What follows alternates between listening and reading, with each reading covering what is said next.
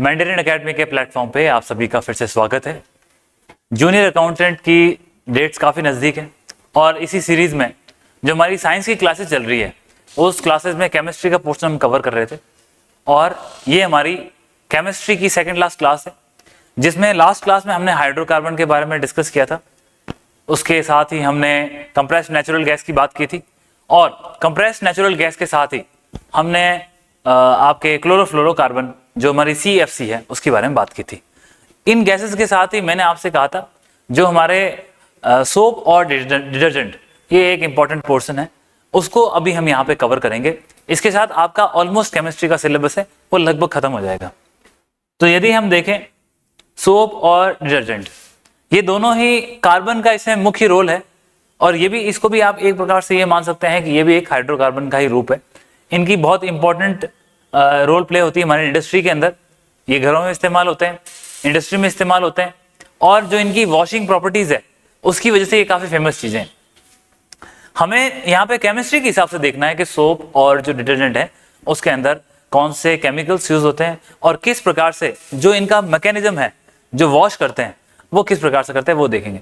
तो सबसे पहले आप ये देखिए आखिर सोप है क्या और डिटर्जेंट क्या है। यदि मैं आपसे सोप की बात करूं तो सोप क्या होता है। पहली बात तो ये देखिए सोप और डिटर्जेंट दोनों की एक प्रॉपर्टी होती है कि ये जल में घुलनशील होते हैं, क्योंकि जल में अगर नहीं घुलेंगे तो ये वॉश कैसे कर पाएंगे। इनका यूज करने से पहले आप एक चीज समझिए। मैं आपको एक ग्लास लीजिए, इस ग्लास के अंदर आप पानी भरो। आपने सपोज आधा ग्लास पानी भर दिया। पानी भरने के साथ अब आप इसमें आप क्या करो, ऑयल मिक्स कर दो। आपने सपोज आधी ग्लास आपने ऑयल फिल कर दी और इसको आप ग्लास को एक ऊपर कैप लगा दीजिए। सपोज आपने एक कैप लगाई तो ये आपने ग्लास को फिल कर दिया। इसमें हाफ क्या है आपका वाटर है और हाफ क्या है इसमें आपका ऑयल है और ऊपर आपने कैप लगा दी तो ये बंद हो गया। अब आप इसको जोर से हिलाइए। हिलाने के बाद मिक्स हो जाएगा। मिक्स होने के बाद इसको आप किसी प्लेन सरफेस पर रख दो। रखने के बाद उसको 4 से 5 सेकंड 10 सेकंड छोड़िए। छोड़ने के बाद आप देखोगे कि जो ग्लास जिसमें आपने ऑयल भी फिल किया था और पानी फिल किया था, लेकिन जो उसके अंदर पानी है वो नीचे दिखेगा और ऑयल है वो ऊपर दिखेगा। मेरा कहने का मकसद ये है, इस एक्सपेरिमेंट से ये आप पता कर सकते हो कि पानी और ऑयल एक दूसरे से नहीं घुलते हैं आपस में, जिस कारण से उन दोनों की प्रॉपर्टी ऐसी है कि वो एक दूसरे के साथ काम नहीं कर सकते। तो अब मैं आपको बोलूं, आपका एक गंदा शर्ट है और उस शर्ट के ऊपर आपके कोई ऑयल का दाग लग गया है या कोई लेमन का दाग लग गया है और उस शर्ट को आप कितना भी पानी से साफ कर लो, आपका वो जो दाग है वो साफ नहीं होगा। क्यों नहीं होगा? क्योंकि ऑयल और पानी एक दूसरे के साथ रिएक्ट ही नहीं करते हैं। इन दोनों की प्रॉपर्टीज ही अलग है। तो जब आपकी जो गंदगी है वो पानी से साफ नहीं हो सकती, इसके लिए ही जो टेक्नोलॉजी आई और हमने क्या किया, सोप और डिटर्जेंट इनका खोज हुई और खोज करने के बाद जब इसी ग्लास में यदि आप कोई एडिशन ऐड कर देंगे, फॉर एग्जाम्पल हम दूसरा एक ग्लास लेते हैं, इस ग्लास के हमने अंदर वापस पानी भरा, इस पानी के साथ हम इसके साथ ही हम फिर से ऑयल मिक्स करते हैं। ऑयल को मिक्स करने के साथ आप क्या करो, इसमें सपोज शैम्पू ले सकते हैं आप या कोई भी साबुन ले सकते हैं या सर्फ ले सकते हैं और उसका कुछ पोर्शन आप इसमें डालिए और फिर इस ग्लास को आप शेक करो और सेम प्रोसेस फॉलो करके रखो। तो आप ये देखोगे जब आपने कुछ इसमें शैम्पू सर्फ ऐड करोगे तो जो पानी और ऑयल उस सर्फ की वजह से एक दूसरे से मिक्स हो जाते हैं और जो आपकी फर्स्ट कंडीशन में स्टेटस था वो सेकंड कंडीशन से अलग होता है। इससे आप ये पता कर सकते हो किस प्रकार से सर्फ ऐड करने से या उसमें साबुन ऐड करने से या शैम्पू ऐड करने से, जिसके अंदर सोप और डिटर्जेंट की प्रॉपर्टीज है, उस कारण से वो एक मिक्सचर बनता है और वो मिक्सचर आपस में मिक्स करके कोई भी दाग को साफ कर सकता है। ये एग्जाम्पल ये प्रूव करता है कि सोप और डिटर्जेंट वॉशिंग के अंदर एक इफेक्टिव तरीका है। ये तो हमारे एक्सपेरिमेंट के माध्यम से इसकी इंपॉर्टेंस आप समझ गए। अब सोप है क्या, डिटर्जेंट क्या है, कौन से इसमें केमिकल्स यूज होते हैं, और केमिकल्स का मतलब क्या, कोई ना कोई एलिमेंट होगा जिसको हम इस्तेमाल करेंगे। तो यदि हम सोप की बात करें तो सोप होता क्या है, सोप जल में घुलनशील है और डिटर्जेंट है, ये भी जल में घुलनशील है। लेकिन जो सोप होते हैं वो जल में घुलनशील फैटी एसिड, फैटी एसिड किसको बोलते हैं, वो फैटी एसिड जिसके अंदर वसीय अम्ल, हिंदी में हम फैटी एसिड्स को बोलते हैं। फैटी एसिड कुछ नहीं है, जो मैंने आपको हाइड्रोकार्बन्स बताए थे। हाइड्रोकार्बन्स हमने देखा, कार्बन की जो लॉन्ग चेन्स होती है, कार्बन्स की जो आपकी लॉन्ग चेन्स होती है, इस लॉन्ग चेन्स को आप फैटी एसिड कह सकते हैं। जब जल में घुलने वाले जो फैटी एसिड होते हैं, उस फैटी एसिड से सोडियम और पोटेशियम, सोडियम और पोटेशियम, इनके जो साल्ट होते हैं, इनके साल्ट से जो चीज बनती है उसको हम सोप कहते हैं। मैंने आपको दो चीज बताई, मैंने बोला सोप वो है जो जल में घुलने वाले कुछ फैटी एसिड होते हैं। फैटी एसिड क्या है, एक प्रकार से हाइड्रोकार्बन है जिसके अंदर कार्बन की एक लंबी सीरीज होती है। ये सिंगल बॉन्ड से जुड़े हुए तो लंबी सीरीज होती है। इसके अंदर कार्बन 10 भी हो सकते हैं, 20 भी हो सकते हैं, 30 भी हो सकते हैं, और कई बार इनके साथ हाइड्रोजन भी होता है, क्योंकि हमने देखा हाइड्रोकार्बन किसे कहते हैं, जिसके अंदर कार्बन और हाइड्रोजन दोनों हो। ये हो गया आपका फैटी एसिड। ये फैटी एसिड जो जल में घुलने वाले होते हैं, इसके अंदर जब आप सोडियम और पोटेशियम, ये आपका सोडियम Na और ये पोटेशियम, जब आप इनके साल्ट मिलाते हैं तो आपको सोप की प्रॉपर्टी मिलती है, उसे हम सोप कहते हैं। मैंने यहाँ पे सोडियम और पोटेशियम दोनों के साल्ट की बात करी है, जो जल में घुलने वाले फैटी एसिड के साथ काम करके सोप का काम करते हैं। तो आप कहोगे सर सोडियम और पोटेशियम दोनों क्यों उठाएं, क्योंकि जो सोप होते हैं वो दो प्रकार के होते हैं। एक को हम बोलते हैं हार्ड सोप और एक को बोलते हैं सॉफ्ट सोप। हार्ड सोप कौन से हैं? हार्ड सोप्स वो हैं जैसे कपड़े धोने के इस्तेमाल जो हम करते हैं, बर्तन वॉश करने के लिए जिन प्रकार के सोप्स का इस्तेमाल होता है वो हार्ड सोप में। और सॉफ्ट सोप कौन से होते हैं? जिनको आप नहाने के लिए इस्तेमाल करते हो।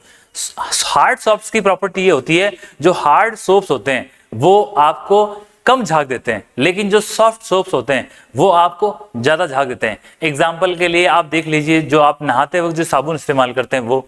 इसके अलावा यदि आप देखेंगे, आप कई बार जो हमारे प्रसाधन होते हैं, जो ब्यूटिफिकेशन के प्रोडक्ट होते हैं, उसके अंदर भी आपको काफी सोप मिलेंगे। फॉर एग्जांपल शेविंग क्रीम है, उसके वो भी एक सॉफ्ट सोप का एग्जांपल है, इसीलिए उसमें आपको झाग ज्यादा मिलेंगे।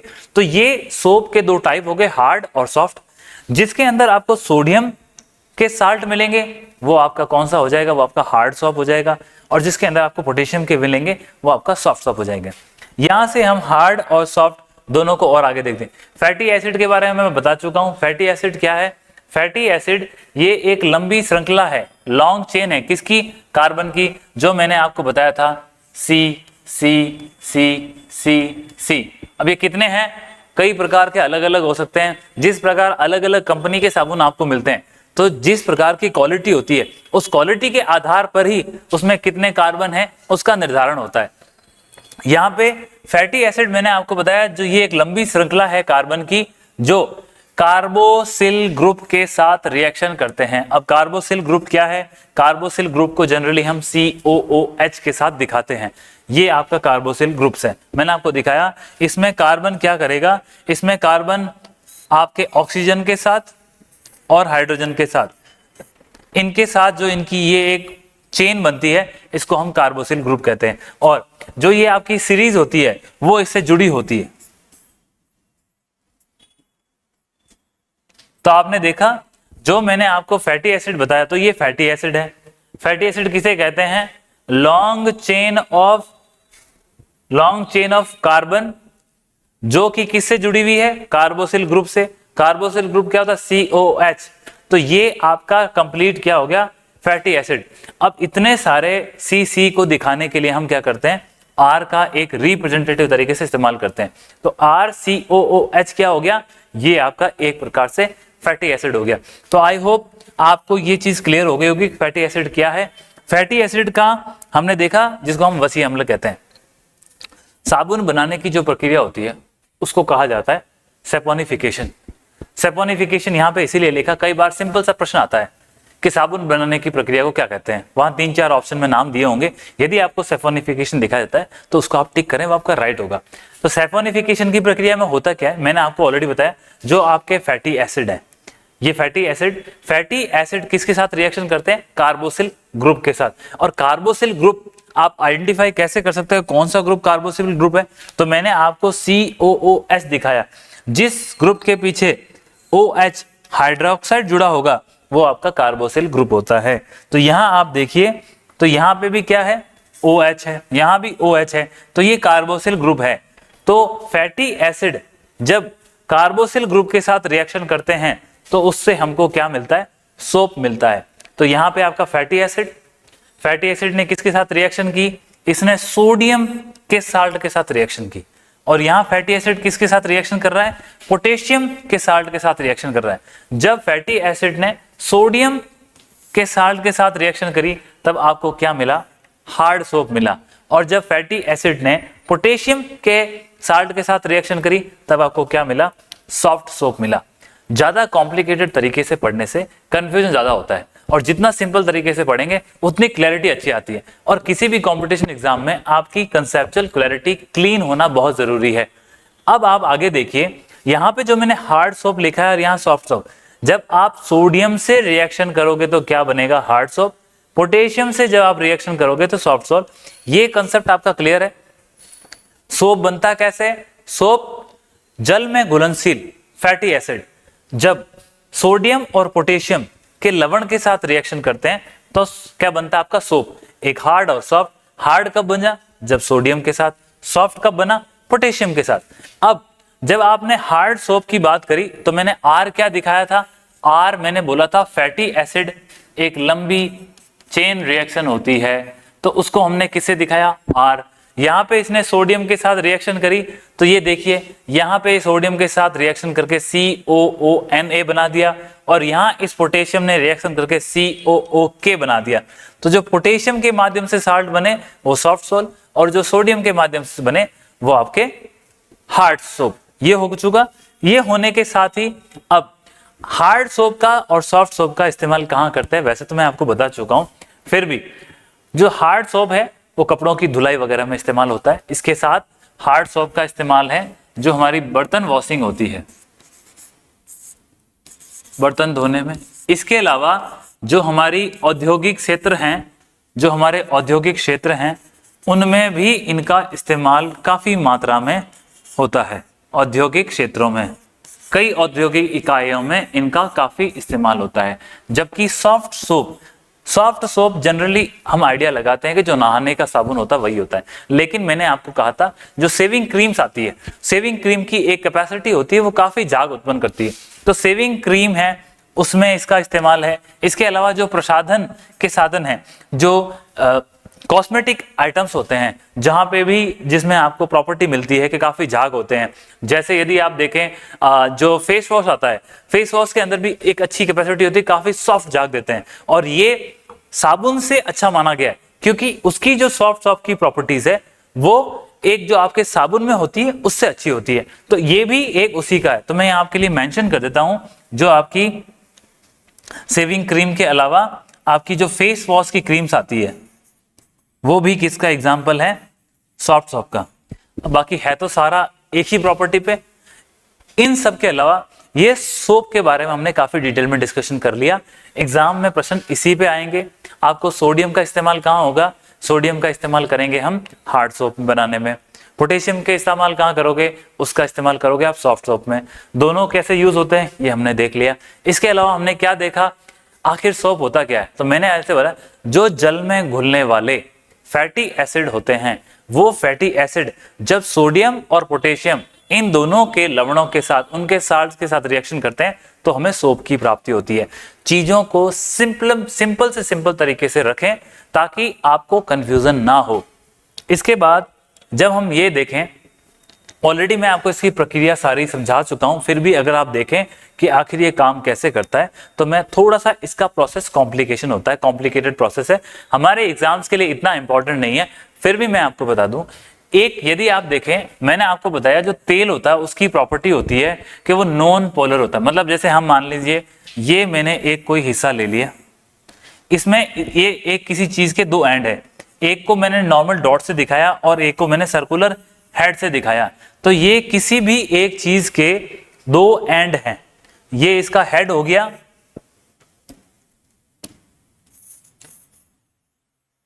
ये इसका हेड हो गया और ये इसका टेल हो गया। ये प्रॉपर्टी किसी में हो सकती है, जैसे मैंने आपको बताया ऑयल है, ऑयल का भी एक हेड होता है और एक टेल होता है। जैसे ऑयल का डब्बा है तो उसके दो सिरे होंगे, तो एक क्या उसका हेड और एक टेल, ये हमने माना है। अब अगर आप देखिए, यदि ऑयल का हेड है तो जो ऑयल का हेड होता है, अगर वो जो जनरली क्या होता है, वो होता है नॉन पोलर, आप इसको नॉन पोलर बोल सकते हैं। और ऑयल के साथ कौन जाएगा, ऑयल के साथ जैसे मैंने बताया जो आपके साल्ट्स हैं, किसके, सोडियम और पोटेशियम के, वो जाएंगे, और वो भी कैसे होते हैं, नॉन पोलर। तो ये नॉन पोलर एक साथ मिलने से वो जब सर्फ या आपका सोप जब किसी गंदे स्थान पे जहां तेल लगा है, दाग लगा है, उसको साफ करता है, तो उसका जो टेल का पोर्शन है वो जाके वहां रिएक्शन करता है। वहां रिएक्शन करने के कारण जैसे ही उसको आप हाथ से वॉश करते हैं या वॉशिंग मशीन में रोटेट करते हैं या उसको ब्रश से साफ करते हैं, तो वो जो उसके हेड के पोर्शन है, सपोज एग्जाम्पल ये आपका ऑयल का दाग है, ये इसका हेड है, तो यहाँ पे जब ये पोटेशियम और सोडियम के साल्ट जाएंगे, वो क्या करेंगे, सोडियम और पोटेशियम के साल्ट, उनका हेड यहां होगा, ये साल्ट्स हैं, इनका हेड है, तो ये सारे के सारे उस तेल के डब्बे पे जाके बैठ जाएंगे। और जैसे ही ये केवल जाके बैठते हैं, लेकिन जैसे ही आपने उस कपड़े को ऐसे हाथ से रगड़ा या वॉशिंग मशीन ने रोटेट किया, तो ये एक साथ उस डब्बे को खींच लेते हैं, जिससे आपका जो दाग है या डब्बा है वो क्लीन हो जाता है। ये कपड़ों की बात। इसी प्रकार से जब आप फेस वॉश को या सॉफ्ट सोप को इस्तेमाल करते हैं, जब आपके जो चेहरे पे यदि ऑयल्स हैं, तो वो क्या करते हैं, जब आप उसको लगाते हैं चेहरे पे, तो चेहरे पे जैसे ही लगाने गए, हमने कभी ऐसा तो नहीं देखा किसी ने केवल फेस वॉश लिया, चेहरे पे लगाया और उसने पानी से धो दिया, साफ हो गया। नहीं, हम क्या करते हैं, चेहरे को हाथ से मलते हैं। इससे करने से क्या होता है, आपके जो ऑयल है वो फेस वॉश से बाहर आ जाते हैं, और इस प्रकार से हमारा सॉफ्ट सोप काम करता है। ये प्रक्रिया वैसे मैंने आपको समझाने के लिए बताई है, एग्जाम में सवाल आने की संभावना यहाँ से कम होती है। फिर भी किसी को ये नहीं लगे कि हमें पता नहीं है या नहीं बता रहे, आपके एग्जाम्स के सिलेबस को सिंपल रखने के तरीके से ही मैंने बताया है। नेक्स्ट, इसके बाद देखें सोप और डिटर्जेंट, इन दोनों में क्या डिफरेंस है। वैसे ज्यादा डिफरेंस नहीं है। यहाँ पे जिस प्रकार से सोप क्या होते हैं, इसमें सोडियम और पोटेशियम इनके साल्ट्स होते हैं, जो किसके साथ, जल में घुलने वाले फैटी एसिड के साथ मिलके काम करते हैं। जबकि डिटर्जेंट की यदि बात करोगे, जिसको हम हिंदी में अपमार्जक कहते हैं, इसमें क्या होता है, इसमें भी लॉन्ग चेन थी, इसमें भी लॉन्ग चेन है, लेकिन जहां इसमें सोडियम और पोटेशियम था, यहां पे बेंजीन का रोल इंपॉर्टेंट हो जाता है। और बेंजीन का जो सल्फोनिक एसिड है, वो सल्फोनिक एसिड सोडियम और पोटेशियम जो काम यहां कर रहा था, वो काम यहां करता है। इसीलिए डिटर्जेंट के अंदर कौन सा फैक्टर है, बेंजीन सल्फोनिक एसिड का। और सोप के अंदर कौन सा है, सोप के अंदर सोडियम और पोटेशियम के साल्ट का। इसके बाद जो बेंजीन सल्फोनिक एसिड के बाद ये आर क्या था, आर तो आपको मैंने बताया था एक लॉन्ग चेन है, जिसको दिखाने के लिए हम यहाँ पे क्या लिखते हैं, इस आर की जगह आप कंटिन्यू ऐसे भी लिख सकते हो, सी सी सी, परंतु ऐसा ना हो जाए आपकी नोटबुक का सारा पेज ही भरता है लिखता लिखता। इसी को दिखाने के लिए हमने क्या लिखा, और आर। उसके बाद हमने सल्फोनिक एसिड जो कि SO3H है, ये बेंजीन का बना। इसी प्रकार से ये आपका डिटर्जेंट हो गया। तो मैंने आपको सोप और डिटर्जेंट बता दिया, सिंपल रखने का प्रयास किया। इसके साथ एक चीज आपको और बता दूं, एग्जाम्स में अभी जो हमने बात करी, उसमें सोप और डिटर्जेंट जब इनकी बात हो तो कुछ चीजें देख लेना आप। यदि सोप की बात हो रही है तो आप ये याद रखें, सोडियम के साल्ट कहाँ इस्तेमाल हुए, पोटेशियम के साल्ट कहाँ हुए। तो सोडियम के साल्ट हमने कहाँ इस्तेमाल किए, ये किए हमने हार्ड सोप में। पोटेशियम के साल्ट हमने कहाँ इस्तेमाल किए, तो ये हमने किए सॉफ्ट सोप में। सोप की डेफिनेशन क्या बनी, सोप की डेफिनेशन बनी जल में घुलने वाले कौन से, फैटी एसिड, जल में घुलने वाले फैटी एसिड। फैटी एसिड को हिंदी में वसी अम्ल कहते हैं। वो जब सोडियम और पोटेशियम के लवणों के साथ क्रिया करते हैं तो सोप बनता है। इसी प्रकार से जब हम डिटर्जेंट की बात करते हैं जिसको हिंदी में अपमार्जक कहा जाता है, वहां पे सोडियम और पोटेशियम की जगह जो बेंजीन का सल्फोनिक एसिड है वो ये कार्य करता है, और उसकी जो लॉन्ग चेन को हम इस प्रकार से सल्फोनिक एसिड के माध्यम से इस फॉर्मूले से दिखाते हैं। इससे ज्यादा मुझे नहीं लगता कि परीक्षा में कोई प्रश्न आने की संभावना है। तो यहाँ पे हमने आपका जो आपका सोप और डिटर्जेंट इसका वाला जो चैप्टर था वो हमने यहाँ पे कवर कर दिया। एक बार आप प्लेलिस्ट में जाएं, इन जो आपके कोर्स के चैप्टर्स केमिस्ट्री के हो रखे हैं उसको गो थ्रू कर लें, और आप अपने सिलेबस के साथ जरूर टैली करें। मेरा जो पहली क्लास थी जिसमें मैंने आपको बताया था कि सिलेबस को देखना क्यों जरूरी है, आप सबसे इंपॉर्टेंट गलती क्या होती है, आप जो मेन RSSMB ने आपके लिए सिलेबस जारी किया है आप उसी को नहीं देखते हो, और उसके बजाय क्या करोगे, आप कोई बुक उठाओगे, उस बुक को आप फर्स्ट से पढ़ना स्टार्ट करते हो लास्ट तक। आज महीना चल रहा है जून का, और जून के हम लास्ट वीक में हैं, और आपके जो एग्जाम्स की डेट है वो चल रही है सितंबर 17। आप ये देखिए जून खत्म हो चुका है, आपके पास बचा क्या, जुलाई अगस्त, क्योंकि सितंबर का महीना तो वैसे देखा जाए तो आपका रिवीजन का महीना है। जितनी जल्दी हो सके चीजों को कंप्लीट करें, और अगस्त के लास्ट तक या मिड अगस्त तक आपका सिलेबस कंप्लीट हो जाना चाहिए। आपके पास फिर ये 17 दिन बचेंगे, 17 दिन रिवीजन के लिए सफिशिएंट होता है। इसके बाद जो हमारा केमिस्ट्री के अंदर एक पोर्शन बचता है जो कोलाइडल सॉल्यूशन वाला है, वो उसकी क्लास हम जल्द कर लेंगे। इसके साथ हमारा केमिस्ट्री का सिलेबस खत्म हो जाएगा। आप बने रहें इसके साथ। नेक्स्ट क्लास है हम या एनवायरमेंट या फिजिक्स, ये दोनों ही चैप्टर जो हमारे साइंस के अंदर है उसको हम खत्म करने का प्रयास करेंगे ताकि आपको बूस्टअप मिले। 10 जुलाई तक की हमारी कमिटमेंट है, एंड हमें लगता है कि जो हमारी टीम मेंडेरियन है वो आपको इस टारगेट को अचीव करने में हेल्प करेगी। Thank you so much.